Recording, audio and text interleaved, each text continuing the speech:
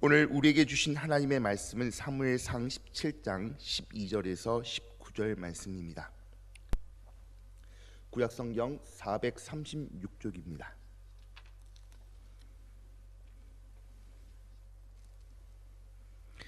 다 찾으신 줄 알고 12절부터 19절까지 한 절씩 교독하겠습니다. 다윗은 유다 베들레헴 에브라 사람 이세라 하는 사람의 아들이었는데, 이세는 사울 당시 사람 중에 나이가 많아 늙은 사람으로서 8아들이 있는 중 그 장성한 세 아들은 사울을 따라 싸움에 나갔으니 싸움에 나간 세 아들의 이름은 장자 엘리압이요 그 다음은 아비나답이요 셋째는 삼마며. 다윗은 막내라. 장성한 세 사람은 사울을 따랐고 다윗은 사울에게로 왕래하며 베들레헴에서 그의 아버지의 양을 칠 때에 그 블레셋 사람이 40일을 조석으로 나와서 몸을 나타내었더라. 이새가 그의 아들 다윗에게 이르되 지금 내 형들을 위하여 이 볶은 곡식 한 에바와 이 떡 10덩이를 가지고 진영으로 속히 가서 내 형들에게 주고 이 치즈 10덩이를 가져다가 그들의 천부장에게 주고 내 형들의 안부를 살피고 징표를 가져오라. 그때 사울과 그들과 이스라엘 모든 사람들은 엘라 골짜기에서 블레셋 사람들과 싸우는 중이더라. 아멘. 들판에서 시험하신 하나님, 들판에서 시험하신 하나님이라는 제목으로 말씀을 함께 나눌까 합니다. 여러분, 어제 말씀을 통해서 하나님이 다윗을 시험하셨습니다. 그 시험하셨던 장소는 궁정이었습니다. 그러나 하나님은 오늘 이제 다윗을 들판으로 데려 나가셔서 전쟁터라는 그 곳에서 하나님은 또 다윗을 시험하셨습니다. 그것이 바로 전쟁터였고 그 전쟁터는 들판이었습니다. 사실 군인은요, 실내에서도 전쟁 기술을 익혀야 합니다. 그러나 여러분, 실내에서만 전쟁 기술을 익히는 군인은 군인이 아니죠. 그 군인은 실내에서도 기술을 익혔다면 이제 전쟁터 싸움터에서 쓰임 받기 위해서 야전에서도 훈련이 반드시 필요하다는 겁니다. 실내 훈련이 있었습니까? 그렇다면 이제 야전 훈련도 필요한 것이 군인이듯 하나님은 이제 다윗을 두 번째 훈련을 통해서 들판에서 그 다윗을 훈련시키고 계셨다는 겁니다.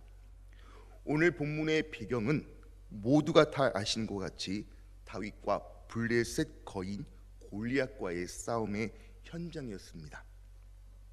다윗이 두 번째 시험의 장소인 이 전쟁터 주변을 돌아보면서 다윗이 어떻게 행동했으며, 그리고 이 사건 중심을 해서 다윗이 하나님 앞에 쓰임받을 만한 어떠한 자질이 있었는가를 우리는 이제 시선을 돌려야 한다는 겁니다.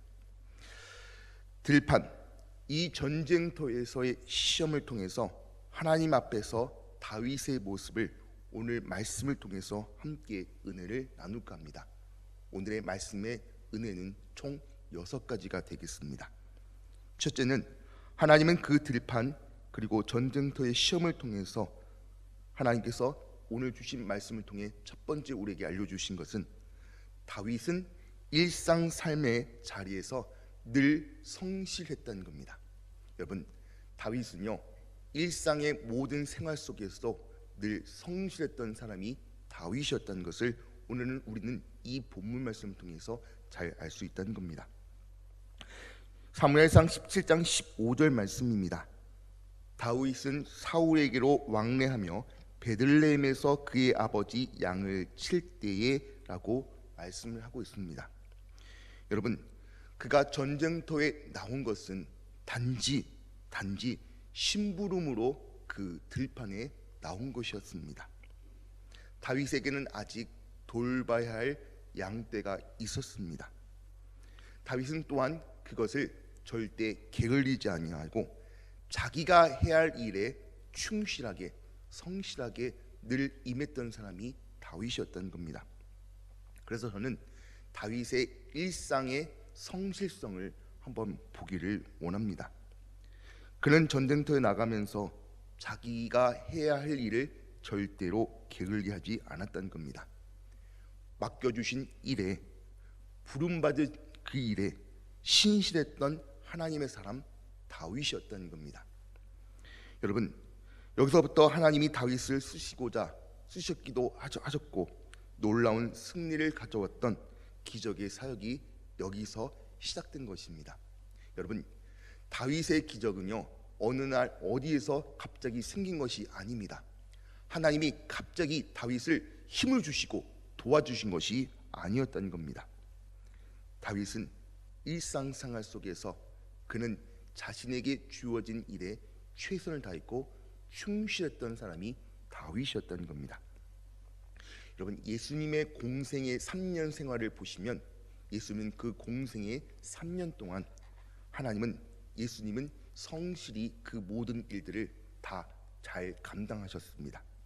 그러나 여러분, 그 3년이라는 공생애가 있기 직전에 30년이라는 예수님의 어린 시절, 청년 시절, 그리고 우리가 알지 못하는 예수님의 30년의 세월이 있었다는 것. 그러나 여러분, 그 이전의 30년 동안 예수님이 어떻게 생활하셨는지 우리는 다 잘 알지는 못합니다. 다만 누가복음 2장 51절 말씀을 통해서 우리가 추측할 수 있는 것은 예수님이 공생애 전에 30년이라는 시간 동안 무엇을 하셨는지에 대한 힌트는 우리가 얻을 수 있다는 겁니다. 여러분, 누가복음 2장 51절 말씀을 보시면 예수께서 함께 내려가사 나사렛에 이르러 순종하여 받드셨다라고 말씀합니다. 하나님이 예수님을 무대 위에 올려놓을 때까지 예수님은 몫으로서 부모님을 도와서 자기가 해야 할 일에 성실히 임했던 예수님의 모습을 우리는 오늘 이 누가복음 2장 51절 말씀을 통해 힌트를 얻을 수 있다라는 것입니다. 그렇다면 여러분, 하나님이 다윗을 부르시고 다윗을 무대 위에 올려놓을 때까지, 세우실 때까지 여전히 하나님이 맡겨주신 일에 다윗은 늘 성실했고 늘 자기의 일에 잘 감당했던 사람, 그 사람이 하나님의 사람 다윗의 모습을 우리는 절대 놓쳐서는 안 된다는 겁니다. 여러분, 시편 78편 70절 71절 말씀에 보시면 오늘 이 말씀이 너무나도 잘 기록되어 있다는 겁니다. 시편 78편 70절 71절 말씀입니다. 또 그의 종 다윗을 택하시되 양의 우리에서 취하시며 젖 양을 지키는 중에서 그를 이끌어내사라고 말씀합니다.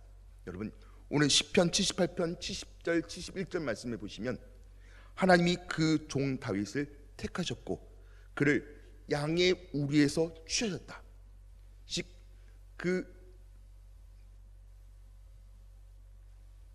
다윗이 양을 치던 목자의 자리에서 늘 성실히 임했던 그 모든 자리에서, 그 자리에서 하나님이 그 다윗을 택하셨다, 그리고 이끌어내셨다라고 말씀하고 계신 것입니다. 여러분, 우리가 성경을 읽다 보면요, 예수님을 부르시는 사람들을 우리는 주목해 볼 수 있습니다. 대표적인 사람들이 예수님의 제자들이었습니다. 예수님께서 사용하셨고 하나님께서 사용하신 그 12명의 제자들은요, 아무것도 안 하고 있는데, 아무것도 안 하고 놀고 있는 그 자리에서 하나님이 부르신 것이 아니었다는 겁니다. 여러분, 베드로 같은 경우는 바다에서 열심히 그물을 던져 고기를 잡고 있던 사람들에게 예수님께서 그들을 향해서 말씀하셨던 장면이 있었습니다. 마태복음 4장 19절 말씀이죠. 말씀하시되 나를 따라오너라. 내가 너희를 사람을 낚는 어부가 되게 한다라고 말씀합니다. 베드로는요, 말씀을 의지해서 또한 바다에서 열심히 그무질을 하면서 그 중에서 예수님에게 부르심을 받았다는 겁니다.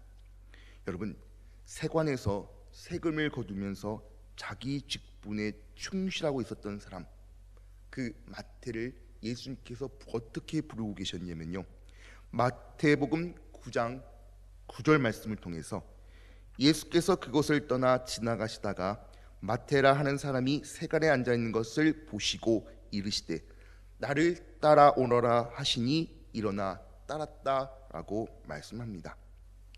한 가지 일의 성실한 모습을 보면 하나님의 일에도 성실할 수 있다는 말씀인 겁니다. 왜 양의 무리를 치고 열중하고 있는 다윗을 하나님이 택하신 줄 아십니까? 그것은요, 그 일에 성실할 수 있었다면, 그 일에 성실할 수 있었던 다윗이 하나님의 일에도 성실할 수 있기 때문이라는 겁니다. 사랑하는 여러분, 지금 여러분들은 주님 앞에 쓰임 받기를 원하십니까? 그렇다면 우리가 일상의 자리에서 먼저 성실하시기 바랍니다. 다윗은요, 일상의 생활 속에서 늘 성실했던 사람이 하나님의 사람 다윗이었다는 것을 우리가 첫 번째를 통해서 알 수 있다는 겁니다. 두 번째로, 다윗은 온유한 사람이었습니다. 여러분, 좀 긴 말씀이지만 사무엘상 17장 28절과 30절 말씀을 보시면, 큰형 엘리압이 다윗이 사람들에게 하는 말을 들은지라 그가 다윗에게 노를 바라 이르되 네가 어찌하여 이리로 내려왔느냐? 들에 있는 양들은 누구에게 맡겼느냐? 나는 내 교만과 내 마음의 완악함을 아노니 네가 전쟁을 구경하러 왔도다. 다윗이 이르되 내가 무엇을 하였나이까? 어찌 이유가 없으리까 하고 돌아서서 다른 사람들을 향하여 전과 같이 말하며 다 백성이 전과 같이 대답했다라고 말씀하고 있습니다. 여러분, 다윗의 첫 번째 형이었던 큰 형 엘리압이 지금 다윗을 다그치고 있는 겁니다. 혼내고 있는 거죠. 여러분, 누구를요? 저는 이렇게 표현하고 싶습니다. 하나님이 보내신 카드를 엘리압이 감히, 그것도 하나님이 보내신 카드를 지금 나무라고 있다는 겁니다. 네가 지금 전쟁을 구경하러 왔다라고 오히려 그를 역정내면서 그에게 화를 내고 있던 겁니다. 여러분, 지금 이 전쟁터에서 승리를 할 수 있었던 카드, 하나님이 보내신 카드를 엘리압이 지금 화를 내면서 그를 오히려 방해꾼으로 치부하고 있는 것 아니겠습니까? 그러나 여러분, 이런 상황 속에서도, 이런 형이 분을 내고 화를 내고 있는 이 상황 속에서도 다윗은 자기 형을 향해서 얼마나 지혜롭게 이야기하고 있는지 모릅니다. 여러분, 결코 노하지 않았던 다윗, 그의 생애를 통해서 우리가 볼 수 있는 사실이었다는 겁니다. 다윗은 언제나 온유한 사람이었습니다. 그래서 여러분, 아까도 말씀과 같이 사무엘상 17장 30절 말씀에 보면요, 그가 다른 사람들을 향하여 전과 같이, 그렇게 자기 형에게 그렇게 모함을 받고 있는 상황 속에서도 다윗은 다른 사람들을 향해서 전과 같이 이야기를 한 것을 우리가 볼 수 있다는 것 아니겠습니까?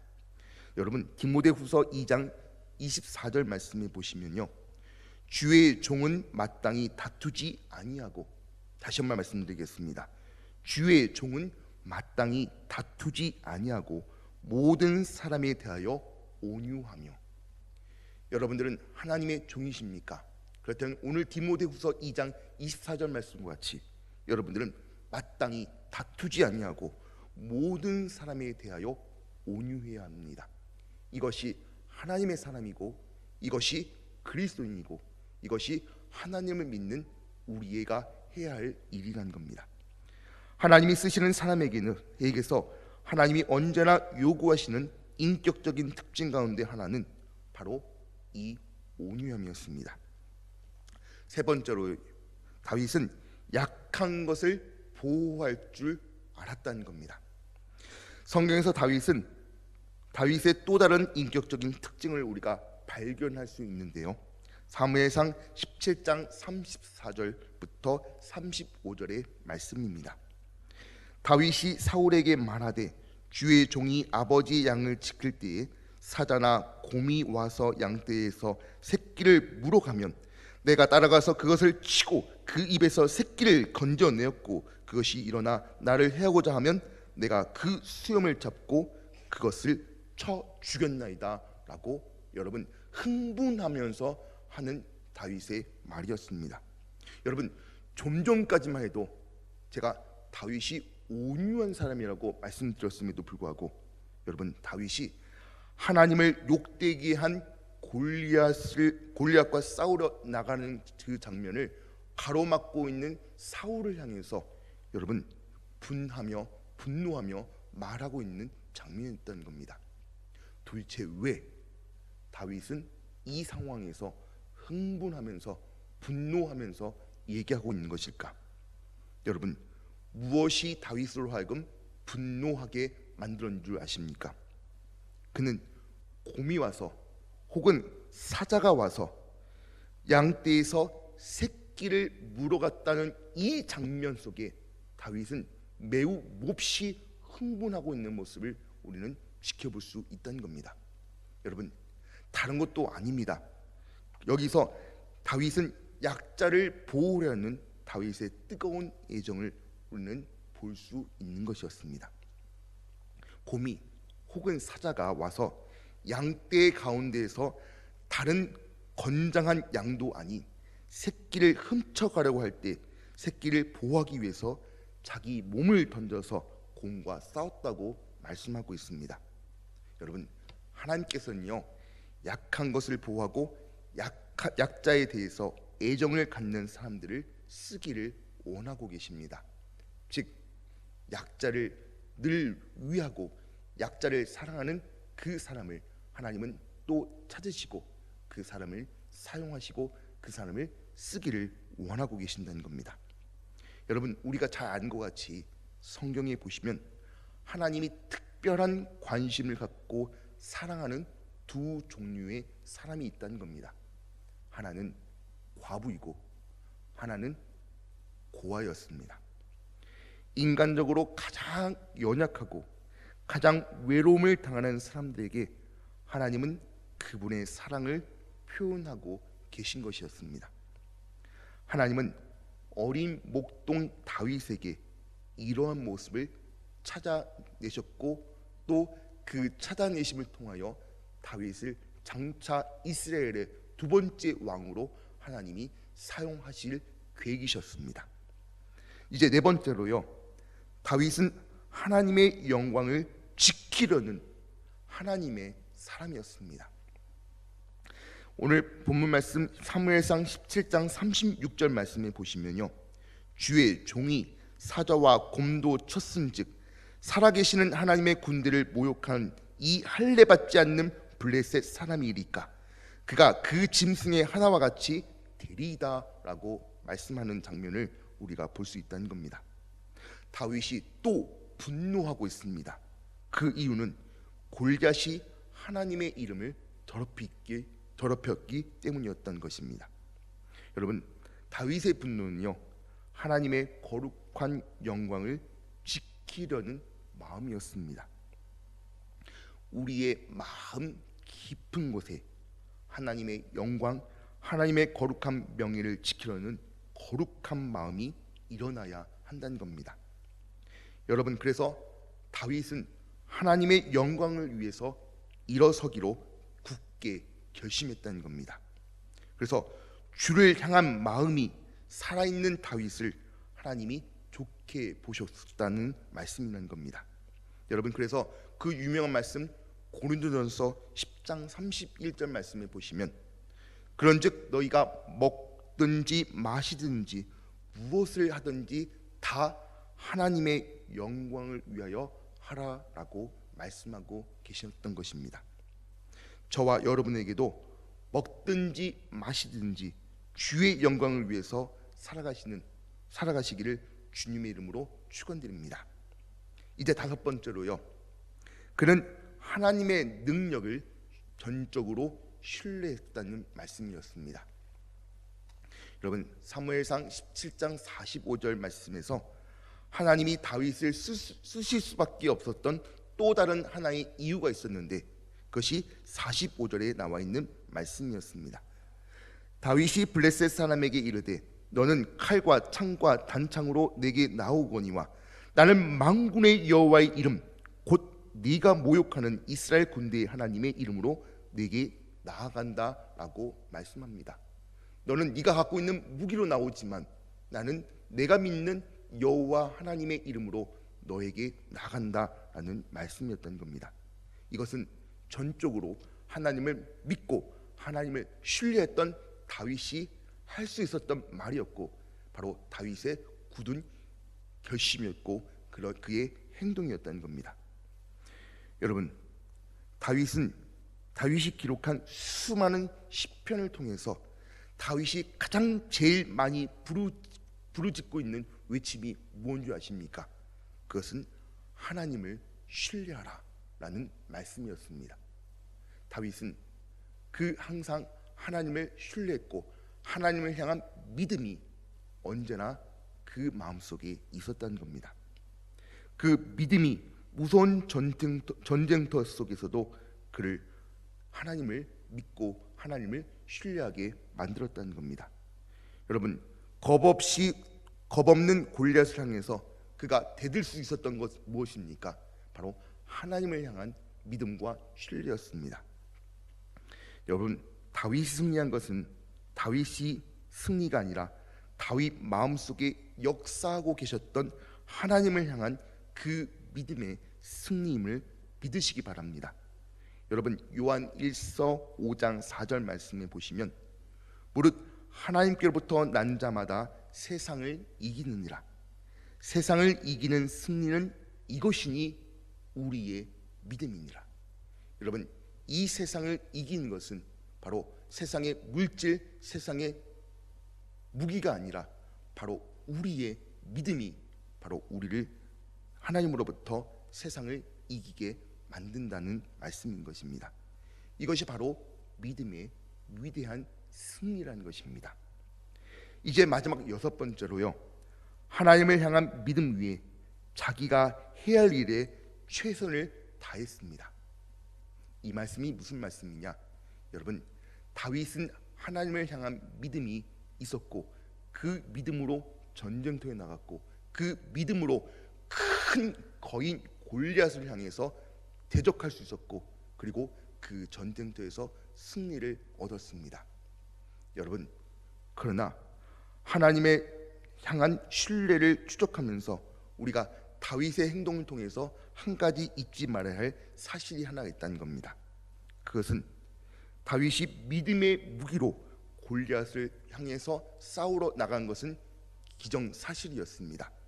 그러나 여러분, 다윗의 주머니에는 물맷돌 5개가 있었다는 사실을 잊어서는 안 된다는 겁니다. 여러분, 저는 지금 이 시간에 5개라는 돌에 대한 상징적 해석을 하려는 것이 아닙니다. 그냥 평범하게 생각해 보려고 합니다. 왜냐하면요, 진리는 항상 언제나 평범한 곳에 있기 때문이라는 겁니다. 여러분, 다윗이 물맷돌 5개를 취한 이유가 뭔지 아십니까?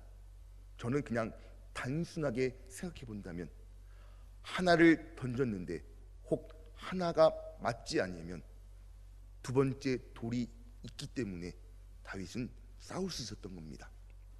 여러분, 그는 최선을 다해서 준비했습니다. 얼마나 최선을 다해서 준비했냐면요, 40절 말씀에 보시면 이렇게 말씀하고 있습니다. 손에 막대기를 가지고 시내에서 매끄러운 돌 5개를 골라서 자기 목자의 제구 곧 주머니에 넣고 손에 물매를 가지고 블레셋 사람에게로 나아갔다라고 말씀합니다. 여러분, 이 돌은 당시에 보편적인 무기 중 하나였습니다. 그냥 특별한 다윗의 물맷돌이 아니라 이 물맷돌은 그 당시 보편적인 무기 가운데 하나였다는 겁니다. 그래서 여러분, 많은 사람들이 이 물맷돌을 돌리는 연습을 통해서 이것을 무기로 사용하는 훈련을 했다고 합니다. 여러분, 그래서 성경의 근거를 한번 찾아봤습니다. 사사기 20장 16절 말씀에 보시면 이 모든 백성 중에서 택한 700명은 다 왼손잡이라 물매로 돌을 던지면 조금도 틀림이 없었던 자들이었다라고 말씀합니다. 이 700명이 다 왼손잡이 군인이었는데 여러분, 그들이 물매로 돌을 던지면 단 하나도 실패하지 아니하고 틀림없이 그 모든 물맷돌이 다 정중했다는 겁니다. 여러분, 사사기 20장에 희한한 군대지요. 이 희한한 군대가 여러분 등장하고 있는 것을 우리는 볼 수 있습니다. 또한 더 희한한 것은요, 이 700명이 다 왼손잡이라는 것입니다. 고대 중동 지방에서 이 물맷돌이 던지는 것은 훌륭한 무술 중 하나였다고 합니다.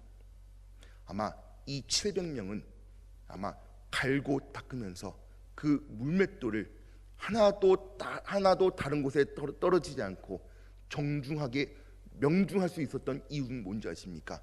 그들은 그 일에 최선을 다했다는 겁니다. 아마 어마어마한 훈련을 했을 것입니다. 여러분, 그럼에도 불구하고 다윗도 그렇게 평상시 늘 연습했던 다윗이었다는 것을 우리는 오늘 성경 말씀을 통해 볼 수 있다는 겁니다. 그리고 그는 충분한 물맷돌을 준비하고 골리앗을 향해 나아갔다는 겁니다. 그는 하나님이 하실 일은 하나님이, 그리고 자기가 해야 할 일은 충실히 성실히 여러분 준비했던 사람이 바로 다윗이었다는 겁니다.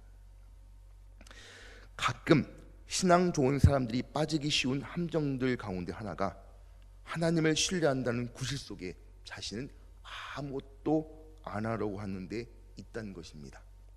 여러분, 많은 세상 사람들이, 많은 크리스찬들이 왜 세상에서 욕먹습니까? 하나님을 믿는다고 하면서 자기는 아무것도 안 하려고 하는 행동 때문에 아니겠습니까? 그러나 여러분, 신앙은 그것이 아닙니다. 진정한 신앙은 하나님을 신뢰하기 때문에 아무것도 안 한 것이 아니라 하나님을 신뢰하기 때문에 하나님과 함께 하심을 믿고 내가 할 수 있는 최선을 다하는 것, 이것이 바로 진정한 신앙인의 자세라는 것입니다. 다윗은 전능하신 하나님이 자신과 함께 한다는 것을 붙들었고 또한 굳게 믿고 있었다는 겁니다. 사랑하는 여러분, 하나님을 믿으신다면 하나님을 믿으시고 최선을 다하시는 저와 여러분 되시기를 간절히 축원드립니다. 들판에서 시험하신 하나님, 첫 번째는 다윗은 자기 일에 성실했던 인물이었습니다. 두 번째, 그는 온유한 사람이었습니다. 세 번째, 그는 약한 것을 보호할 줄 알았던 사람이었습니다. 네 번째는 다윗은 하나님의 영광을 지키려는 의협심이 있었던 인물이었습니다. 다섯 번째, 그는 하나님의 능력을 전적으로 믿고 신뢰했던 인물이었습니다. 마지막 여섯 번째로, 그는 하나님을 믿고 또한 자기가 할 수 있는 일에 최선을 다했던 인물이었습니다. 오늘 이 하루도 다윗이 하나님 앞에서 들판에서 시험 받았던 것처럼, 그리고 그 시험에서도 넉넉하게 승리했던 것처럼, 오늘도 여러분 이 세상에서 들판 같은 세상 속에서도 여러분들이 하나님을 믿음으로 인해 다윗과 같이 넉넉히 이기신 복된 하루 되시기를 주님의 이름으로 축원드립니다. 기도하겠습니다. 사랑과 은혜가 많으신 하나님, 감사드립니다.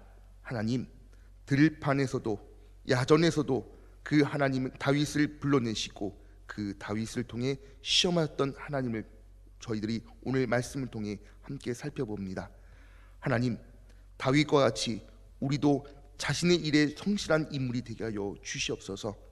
하나님, 세상이 언제나 우리를 시험되게 하시고 세상이 우리를 향해서 낙담하게 만들 때라도 하나님, 늘 여전히 온유한 자로 남게 하여 주시옵소서. 약한 것을 보호할 줄 알게 하여 주시고 다윗과 같이 하나님의 영광을 지키려는 의협심이 우리의 의협심이 되게 하여 주시옵소서. 이 세상에서 하나님을 믿게 하시고 하나님의 능력을 붙들고 세상에 나가서 넉넉히 세상에서 이겨나갈 수 있는 믿음의 사람, 하나님의 사람으로 오늘 또한 발견되게 하여 주시옵소서. 오늘 하루도 하나님 또한 새 릴레이 신방이 있습니다. 오늘 또한 릴레이 신방 받는 모든 한 가정을 주님께서 축복하여 주시고 먼저 찾아가 주셔서 그 말씀이 하나님 그 가정에 머물 수 있도록 늘 준비하게 하시고 그 말씀이 하나도 땅에 떨어지지 아니하도록 늘 기도로 준비할 수 있는 복된 가정 되게 하여 주시옵소서. 오늘도 하나님 말씀을 붙들고 한 가정의 말씀을 전하시는 담임 목사님과 함께 해주시고 또한 영육간의 강건함을 허락하여 주셔서 말씀을 전하시는 그 시간 동안에 성령이 붙들어 주시고 성령을 통해서 하나님 하늘의 문을 열어주셔서 그 말씀이 그 가정에 하나도 땅이 떨어지지 않도록 늘 동행하여 주시고 역사하여 주시옵소서. 오늘도 함께하여 주실 줄 간절히 믿사오며 이 모든 기도 우리 주 예수님 이름으로 간절히 기도합니다. 아멘. 주님께서 가르쳐 주신 기도문으로 오늘 새벽 기도를 마치겠습니다. 하늘에 계신 우리 아버지, 아버지의 이름을 거룩하게 하시며 아버지의 나라가 오게 하시며 아버지의 뜻이 하늘에서와 같이 땅에서도 이루어지게 하소서.